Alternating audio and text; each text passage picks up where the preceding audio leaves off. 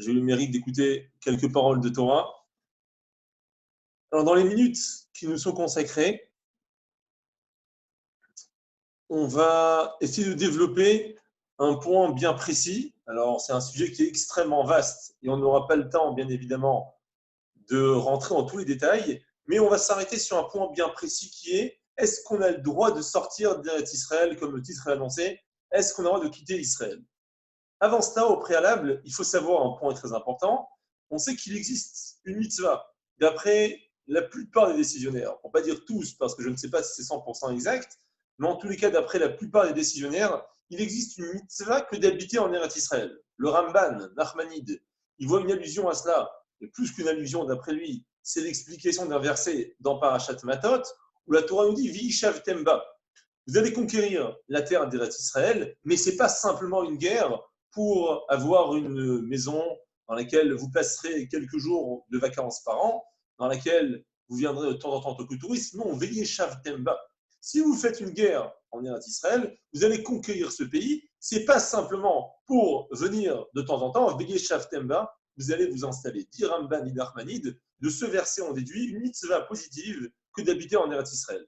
S'il est vrai que Maïmonide, dans le décompte des 613 mitzvot, il n'a pas apporté cette mitzvah que d'habiter en Eretz Israël, ce n'est pas pour autant qu'il pense qu'il n'y a pas de mitzvah. A priori, il est à 100% d'accord qu'il y a une mitzvah malgré tout d'habiter en Eretz Israël pour différentes raisons qu'on n'évoquera pas maintenant. Il ne l'a pas compté dans les 613 mitzvot. Mais on va partir du point de base en disant que, d'après tous les décisionnaires, quasiment, il existe aujourd'hui, de nos jours également, même s'il n'y a pas de Beth Amikdash, même s'il n'y a pas de temple, même s'il n'y a pas de Sanhedrin, malgré tout, il y a une mitzvah indépendamment de tout cela que d'habiter en Eretz Israël. Une fois qu'on a ce premier point acquis, il faut savoir la chose suivante, que la Gemara dans plusieurs endroits, c'est un Talmud dans le traité de Gittin, dans Baba Batra, Kiddushin, encore d'autres endroits, qui est rapporté dans le Rambam et dans le Shulchan Aruch par allusion, ils disent tous la même chose, et un point extrêmement important, Asur la 7 Meretz Israël et Chutz Laaretz. C'est-à-dire la chose suivante, on n'a pas le droit de quitter, on n'a pas le droit de sortir d'Israël pour aller habiter ou aller séjourner en dehors d'Israël.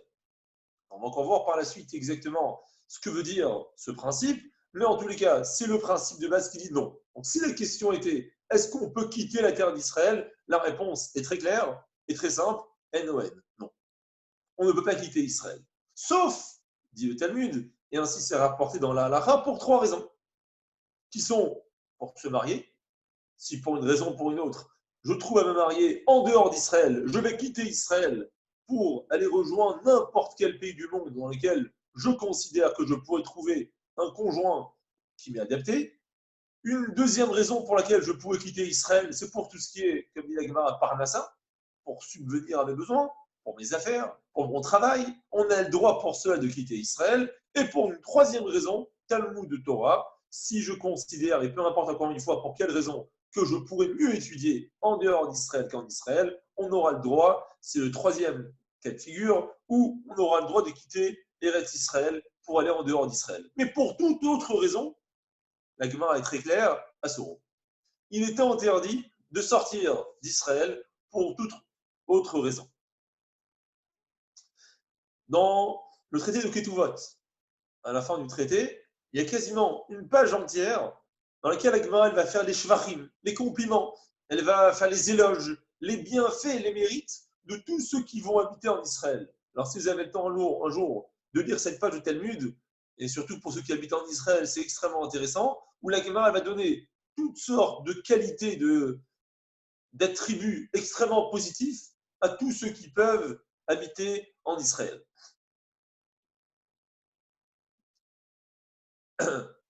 Mais si je reviens à la question de base, on disait on n'a pas le droit de quitter Israël. Mais pourquoi pas? On n'est pas en prison. Jusqu'à il n'y a pas très longtemps, il y avait encore des avions. Donc on pouvait quitter Israël. Et pourquoi, malgré tout, la halakha nous dit on n'a pas le droit de quitter Israël? Pourquoi pas?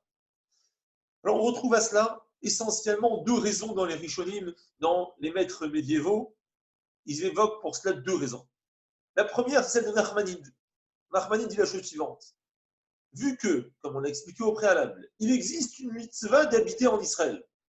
Donc, si je sors d'Eretz Israël, si je vais quitter la terre d'Israël, je vais être dans l'impossibilité de faire cette mitzvah. Prenez par exemple, vous partez en vacances. Et dans vos effets personnels, vous ne prenez pas vos téphilines pour les hommes. Ou bien pour une femme, par exemple, vous ne prenez pas de bougie pour allumer pour Shabbat. Une fois arrivé Shabbat, vous n'avez pas de bougie pour allumer. Vous n'avez pas de vin. Vous ne pouvez pas faire kidouche. Vous allez rater une mitzvah. Exactement, c'est la situation lorsqu'on va quitter Israël. Vu qu'il y a une mitzvah d'habiter en Israël, si je sors d'Eretz Israël, si je quitte la terre d'Israël, à chaque instant où je n'y suis pas, je rate cette mitzvah d'habiter en Eretz Israël. Ça, c'est la raison qui est évoquée par Nachmanide. Le Rashban, quant à lui, Rashban, c'est un petit-fils de Rashi, lui voit à cela une autre raison. On sait qu'il existe certaines mitzvot qu'on ne peut accomplir que en Eretz Israël. Des exemples, c'est tout ce qui est mitzvot atluyot ba'aretz. Toutes ces mitzvot qui sont dépendantes de la terre d'Israël. On ne peut les accomplir que étant en Eretz Israël, en temps d'Israël. On a plusieurs exemples à cela. Les prélèvements, tous fruits et légumes qui poussent en Eretz Israël, on n'a pas le droit de les consommer si au préalable, on n'a pas fait divers prélèvements. Cette mitzvah n'est pas valable pour les fruits et légumes qui poussent en dehors d'Israël. Donc, dit Rashbam, si je ne suis pas en Israël, je vais rater l'occasion et la possibilité de pouvoir faire toutes ces mitzvot. Voilà la raison, d'après lui, pourquoi est-ce qu'on ne quittera pas Israël. Donc, deux raisons. Première raison, c'est ne pas rater cette mitzvah que d'habiter en Israël. Et deuxièmement, l'avis de Rashbam, de ne pas être dans l'impossibilité de pouvoir effectuer toutes ces mitzvot qui sont dépendantes de la terre d'Israël. Alors, je vois que vous êtes nombreux à poser des questions, mais si vous me permettez, dans les minutes à venir, je pense que la plupart des questions seront répondues. Quand on dit qu'on n'a pas le droit de quitter Israël, c'est un interdit de la Torah ou c'est moins grave que cela, c'est un interdit d'ordre rabbinique, ce qu'on appelle midé rabbanan. Alors, a priori, ça va dépendre de ces deux raisons. Si la raison est parce qu'on est dans l'impossibilité de faire des mitzvot qui sont dépendantes de la terre d'Israël, a priori, je n'ai pas le cadre nécessaire pour faire ces mitzvot, et donc je suis forcément exempté. Et donc on ne pourrait pas considérer que c'est un interdit de la Torah, ça sera, moins que cela, ça sera un interdit d'ordre rabbinique. Par contre, si, comme dit Ramban, la raison de l'interdit de quitter Israël, parce qu'à chaque instant, on ne va pas pouvoir faire le commandement positif que d'habiter en Israël, là, a priori, d'après cet avis, ça sera un interdit de la Torah que de quitter la terre d'Israël. Si on revient à la base, on disait qu'il y a une mitzvah d'habiter en Israël. On sait qu'il existe parmi les 613 mitzvot deux styles de mitzvot. Et on va tout de suite donner deux exemples pour bien schématiser la situation. Le Shabbat, ce n'est pas une mitzvah facultative. Toutes les semaines, le 7e jour, c'est le Shabbat. Les téphilines pour les hommes, tous les matins, tous les jours, on se doit de mettre les téphilines. Ça, c'est une sorte de mitzvah qui est obligatoire. Donc, quoi qu'il en soit, il va toujours, dans tous les cas de figure, on va devoir mettre les téphilines, respecter Shabbat, et ainsi de suite pour d'autres mitzvot. Mais il existe une autre sorte de mitzvot qui s'appelle kiyumiot, c'est-à-dire, lorsqu'on les fait, on fait une mitzvah, mais il n'y a pas une obligation. Un des exemples à cela, c'est la mitzvah de tzitzit. Uniquement, si j'ai un vêtement à 4 franges, j'ai l'obligation de mettre des tzitzit dans ces différentes franges. Mais si je n'en ai pas, ce qui est le cas aujourd'hui dans les habits modernes de nos jours, où on n'a pas 4 coins, ce n'est pas la halakha stricte que de créer une obligation et d'avoir un vêtement à 4 coins. Un exemple un peu plus méchant à cela, c'est le guet. On sait qu'il existe parmi les 613 mitzvot une mitzvah de divorcer.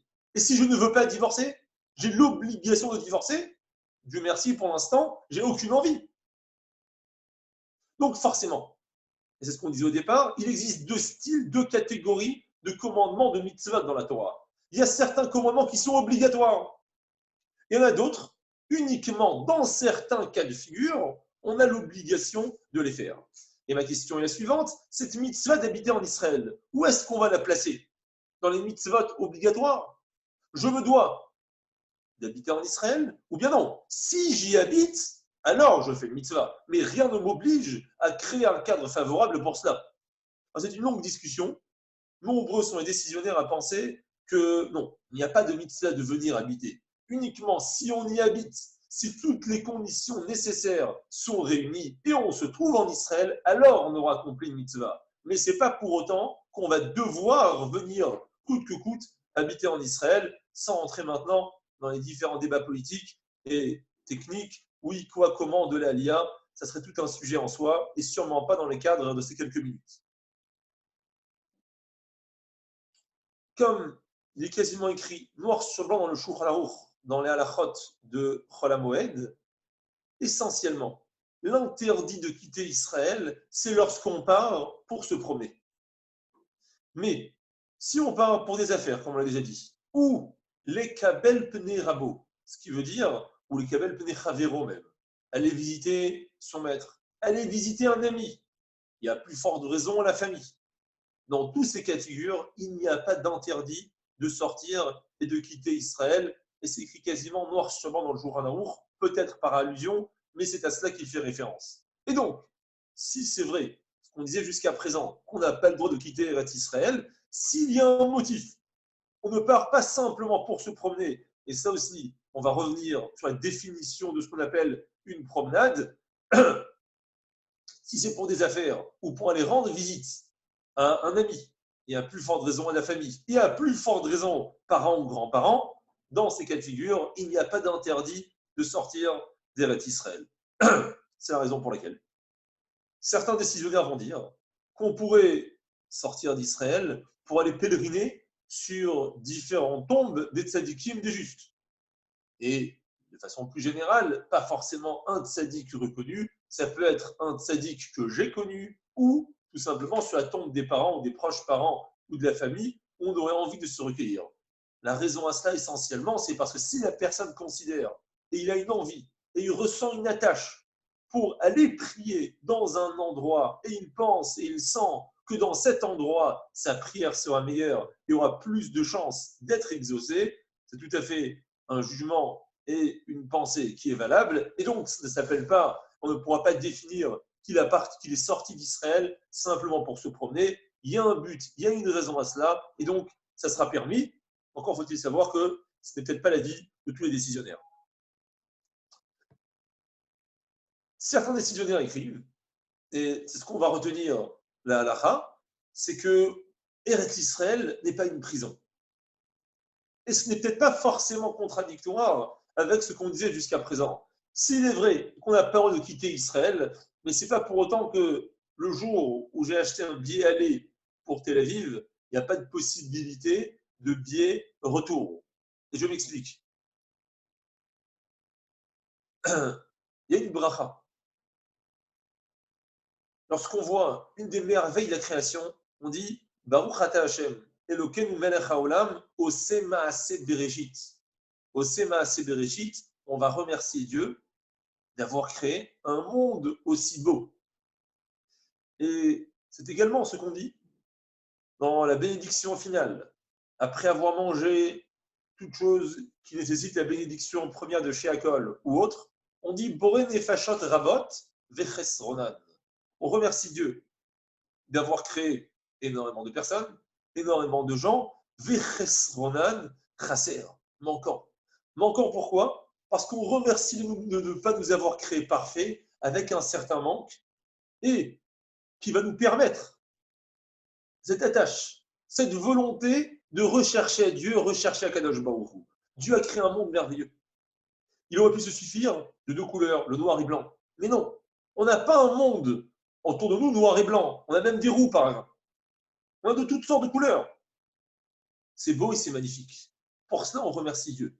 Si la raison pour laquelle je vais quitter Israël, je vais partir d'Israël pour aller voir le monde, pas simplement pour me promener parce que j'ai envie de sortir et voir autre chose. Je veux contempler la merveille de la création. Dieu a bien créé un monde entier. Il n'a pas simplement créé un seul pays au monde qui est le pays d'Israël.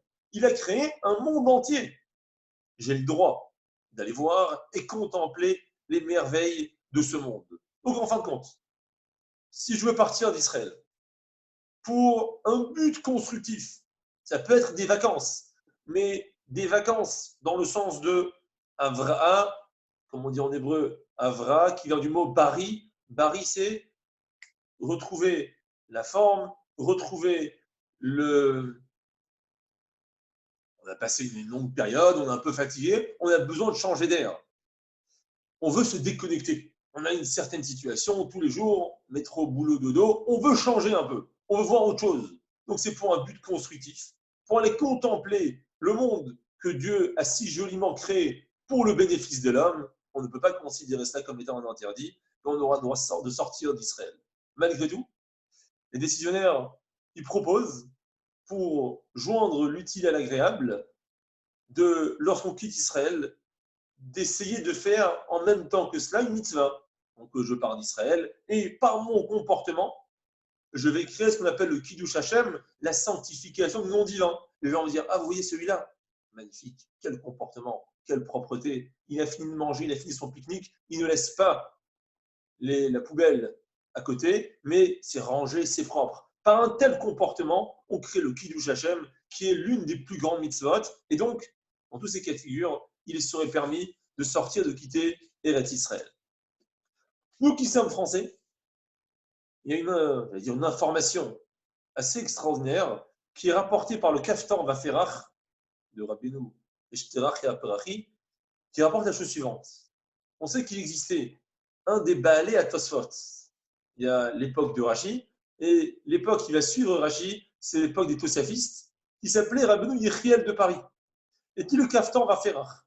Rabbeinu Yechiel de Paris a fait sa alia. C'était un des premiers à venir en Eretz Israël à cette époque, pour une seule et unique raison, pour cette mitzvah d'habiter en Eretz Israël. Alors, où il est né à Paris, et à l'époque, vous savez tout aussi bien que moi, qu'il n'y avait pas d'avion, et les moyens étaient extrêmement difficiles pour venir en Eretz Israël, mais malgré tout, il a tenu à faire sa alia, à venir en Eretz Israël pour cette mitzvah d'habiter en Israël, mais également pour un deuxième motif. Et lequel ? Pour faire les sacrifices. Alors, vous allez me dire, bon, je n'étais pas au courant que le temple a été reconstruit. Je vous rassure, moi non plus. Mais, comme le Talmud nous dit, et ainsi le Rambam retient au niveau de la halacha, Makrivim mafalpi shem bait. On n'a pas besoin forcément du bâtiment, de la bâtisse du temple pour apporter les sacrifices. On peut apporter les sacrifices, même de nos jours, la kedusha, la sainteté qui existe sur le mont du temple, elle n'a pas changé. C'est exactement la même. Pourquoi ? Parce que quelle est l'origine de cette sainteté, dit Rambam ? C'est kedusha shrina. C'est une sainteté divine. Or, à partir du moment où Dieu a choisi cet endroit pour, j'allais dire, concentrer sa providence, peu importe qu'il y ait ou qu'il n'y ait pas de bâtiment, ça ne change rien. La sainteté reste immuable. Elle reste exactement la même. Alors, si c'est comme ça,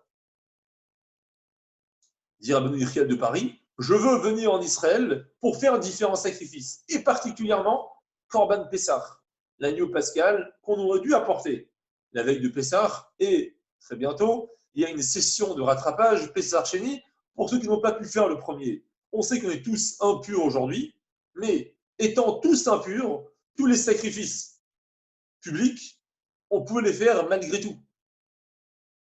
Alors, vous allez me demander, et avec ça je vais terminer, comment ça se fait qu'on ne les fait pas aujourd'hui ? Pour plusieurs raisons. Il faut pour cela des Kohen. Il faut un Kohen. Or, qui est véritablement Cohen aujourd'hui ? Même Monsieur Cohen, on n'est pas sûr qu'il est Cohen. Encore faut-il qu'il puisse nous prouver son affiliation jusqu'à Aaron à Cohen, ce qui est extrêmement compliqué. À part cela, il y a des vêtements qui sont spécifiques au Kohanim. Est-ce qu'on est capable aujourd'hui de faire les 8 vêtements du Kohen Gadol ? Pas forcément. Et on n'a pas le droit à l'erreur parce que dans ces vêtements, il y a du chatnez, ce mélange de lin et de laine, qui est un interdit, sauf pour un besoin de mitzvah. Mais encore faut-il avoir fait le vêtement correctement pour que ça soit un besoin de mitzvah. Et à part cela, est-ce qu'on connaît exactement l'endroit du misbéar de l'autel sur lequel il faut verser le sang ? Pas évidemment, pas forcément. Mais essentiellement, on a un véritable problème politique. Et là, je n'ai pas besoin de rentrer dans les détails. Vous comprenez bien que ça serait assez compliqué au jour d'aujourd'hui de faire les sacrifices sur le mont du Temple. Pour toutes ces raisons-là, aujourd'hui, on n'est plus en mesure de faire ces sacrifices, mais ce n'est pas pour autant que Rabbeinu Yechiel de Paris n'avait pas fait sa aliyah. Voilà le premier Français à être venu en Israël. Chazak ou Baruch, et des bonnes nouvelles à tous. Refoua Shlema, que tous ceux qui ne sont pas malades ne le tombent pas, Bezrat Hashem, et qu'Akadosh Baruch Hu apporte la Refoua Shlema à tout le monde.